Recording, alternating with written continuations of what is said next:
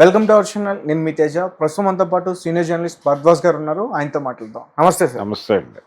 So రీసెంట్గా CP Anand గారు ఒక వీడియో రిలీజ్ చేయడం జరిగింది. సంధ్యా థియేటర్ ఇన్సిడెంట్కి సంబంధించి అల్లు అర్జున్ గారు ఎంట్రీ దగ్గర నుంచి ఆయన వెళ్ళేంత వరకు కూడా.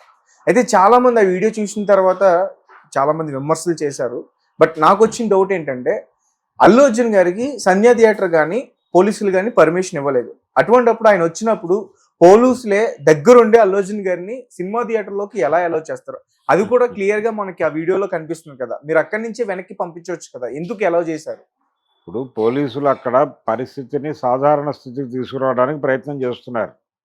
పర్మిషన్ రిజెక్ట్ అయింది. రిజెక్ట్ అయినప్పటికీ అతను వచ్చేసాడు. ఇది స్పష్టంగా అందరికీ చెప్పారు వాళ్ళు. లెటర్లు కూడా సర్క్యులేట్ అయిపోయినాయి. రిజెక్ట్ చేసిన లెటర్ వాళ్ళు సర్క్యులేట్ చేశారు.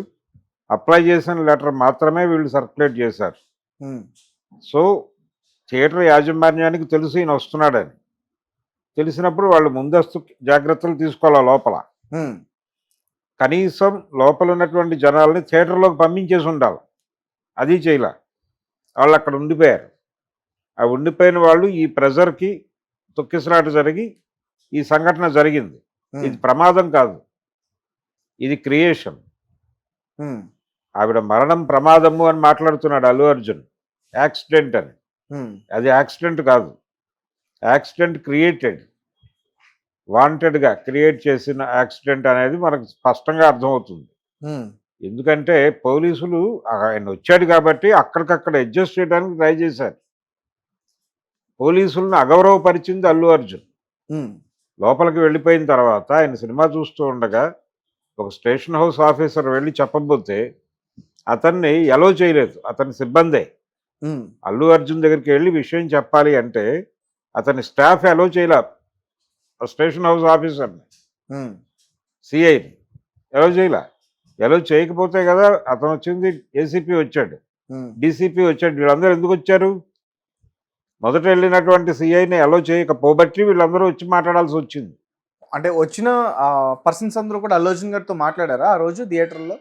వాళ్ళిద్దరూ మాట్లాడామని చెప్తున్నారుగా స్పష్టంగా. లోపల వీడియోలు లేవు, కానీ మేము మాట్లాడాము. అయ్యా మీరు ఇక్కడ ఉంటే ఇంకొంచెం ప్రమాదం జరిగే అవకాశం ఉంది, మిమ్మల్ని స్టేషన్కి తీసుకెళ్లాల్సి ఉంటుంది, మీరు వెళ్ళిపోవడం మంచిది అని చెప్పి మేమే పంపించామని వాళ్ళే పంపిస్తున్న వీడియో కూడా చూపించారుగా.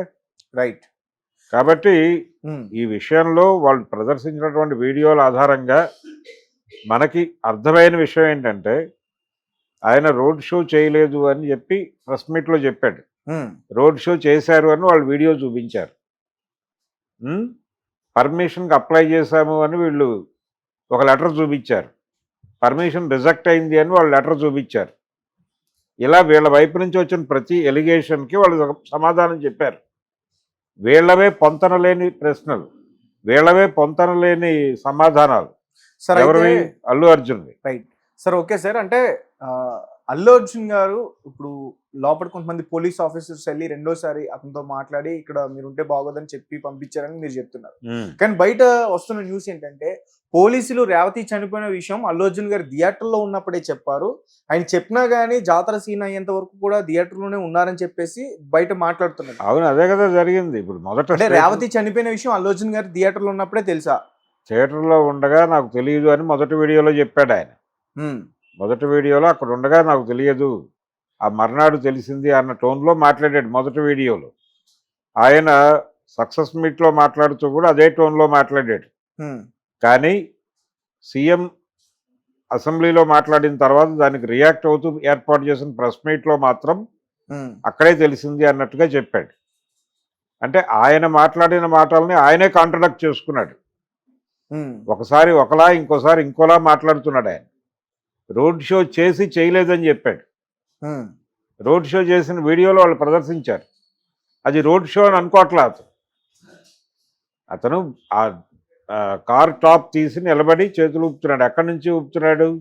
సప్తగిరి థియేటర్ అవతల నుంచి ఊపుతున్నాడు ఆయన. ఆ వీడియోస్ వెనకాల చూస్తే మెట్రో స్టేషన్ కనిపిస్తోంది స్పష్టంగా. మెట్రో స్టేషన్ దగ్గర నుంచి ఆయన సంధ్యా థియేటర్ వరకు ఊరేగింపుగా వచ్చిన వీడియో చూపించారు. లేదని ఎలా చెప్తాడు ఆయన? అంటే వీడియోలు ఉంటాయి, సీసీ కెమెరాలు ఉంటాయి అని మర్చిపోయాడా అల్లు అర్జున్? తీరా అక్కడికి వచ్చిన తర్వాత ఆయన ఏం చెప్తున్నాడు? పోలీసులే మీరు ఒక్కసారి అలా పైకి కనిపించి చెయ్యి ఊపితే జనాలు వెళ్ళిపోతారండి, మీరు లోపలికి వెళ్ళిపోవచ్చు అని చెప్పారు ఉమ్, అని చెప్పాడు. అది ఎక్కడైనా ఎస్టాబ్లిష్ అయిందా వీడియోలో? కాలా. ఉమ్, అది తప్పే. ఇలా 100 తప్పులు మీరు చెప్తున్నారు. అంటే ప్రధాన ఉద్దేశం ఏంటి? జరిగిన తప్పులో మా పాత్ర కూడా ఉండి ఉండవచ్చు, మేము అక్కడికి రావటం వలన జరిగిన ఇబ్బంది వలన కూడా తొక్కిసలాట జరిగి ఉండొచ్చు అనేది కనీస మాత్రంగా కూడా అడ్మిట్ చేయడానికి ఆయన సిద్ధంగా లేడు ఉమ్, అల్లు అర్జున్. అందుకని చాలా రిజిడ్గా బిహేవ్ చేస్తున్నాడు. అంటే ఆయనకు ఆ డైరెక్టర్ గారు చెప్పారు తగ్గేదేలే అనే డైలాగ్. తగ్గకపోతే ఎలాగా? ప్రతి చోట ఒకేలా బిహేవ్ చేస్తే ఎలాగా? జరిగింది ఏంటో చెప్పండి. మీరు తప్పు ఉంటే యాక్సెప్ట్ చేయండి. తప్పు మా వల్ల జరిగి ఉంటే, నిజానికి ఆయన వెరీ ఫస్ట్ డే చేయవలసిన పని ఏంటి? ఆయనకి ఇన్ఫర్మేషన్ తెలియగానే బయటకు వచ్చి సంఘటనా స్థలాన్ని ఒకసారి చూసి అక్కడి నుంచి పోలీస్ స్టేషన్కి వెళ్ళి పరిస్థితి కనుక్కొని హాస్పిటల్కి వెళ్ళి ఆవిడ డెడ్ బాడీకి నివాళులు అర్పించేయాలి కదా. అక్కడ ఉమ్, అర్పించి ఎమోషనల్గా ఎమోషనల్గా ఉన్నాను నేనని చెప్పడం కాదు, ఎమోషనల్గా మీ బిహేవియర్ లేదు.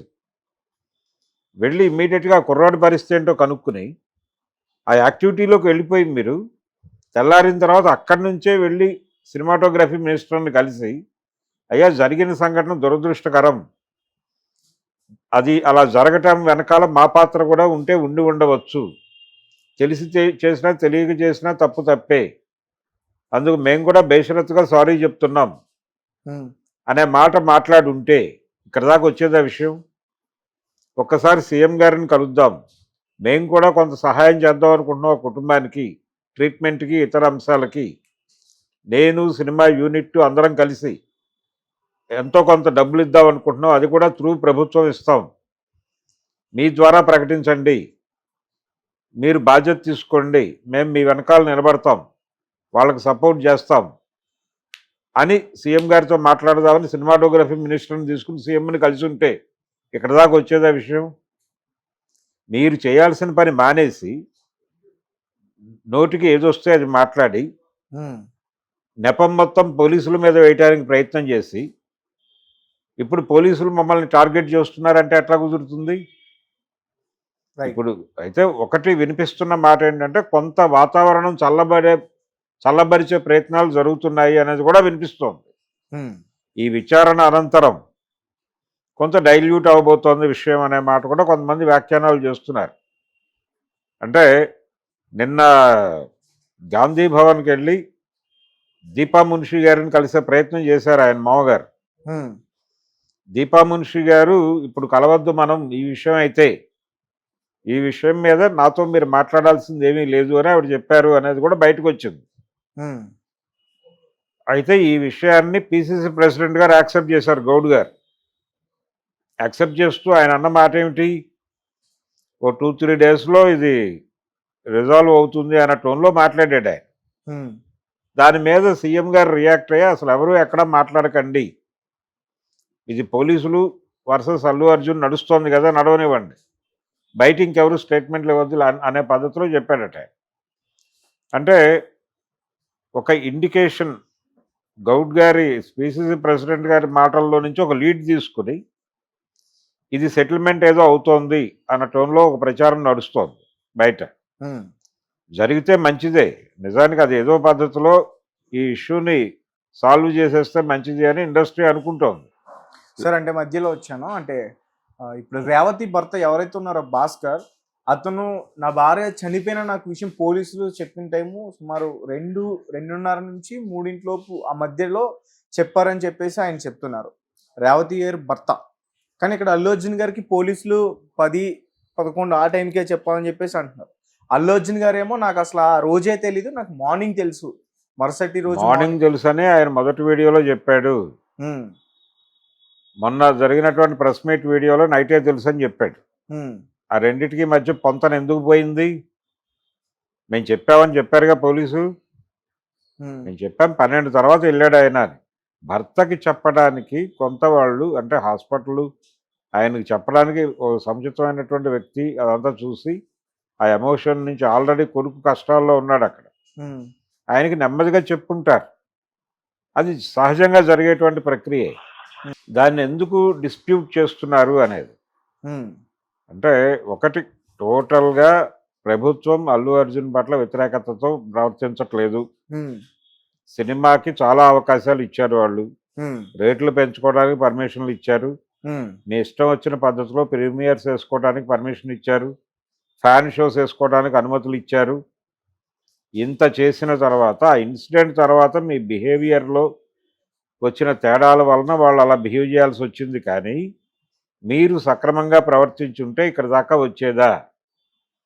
మీరు ఇన్సిడెంట్ గురించి మీకు తెలియగానే, ఇప్పుడు ఆయన ఇంకో మాట అన్నాడు, బన్నీవాసు హాస్పిటల్కి వెళ్ళి అక్కడి నుంచి నాకు ఇంటిమేట్ చేశాడు. ఎవరిని ఇంటిమేట్ చేశాడు? మీరు ఇక్కడికి వస్తే క్రౌడ్ వస్తుంది, మళ్ళీ గొడవ అవుతుంది, అనవసరమైన డిస్టర్బెన్స్ ఎందుకు, ఉమ్, మీరు అనక్కర్లేదు, నేను చూసుకుంటానని చెప్పాడు, అందుకని నేను ఆగిపోయాను అన్నాడు ఆయన, ఉమ్. అల్లు అర్జున్. మీరు ప్రపంచానికి చెప్పకపోతే మీరు అక్కడికి వస్తున్నారని ఎలా తెలుస్తుంది? మీరు ఎవరికి చెప్పరండి, సైలెంట్గా మీ అంటే అది హాస్పిటల్ కదా సార్, మళ్ళీ అక్కడ క్రౌడ్ వస్తే కొంచెం ఎందుకు ఇబ్బంది. వస్తుంది అంటున్నాను నేను.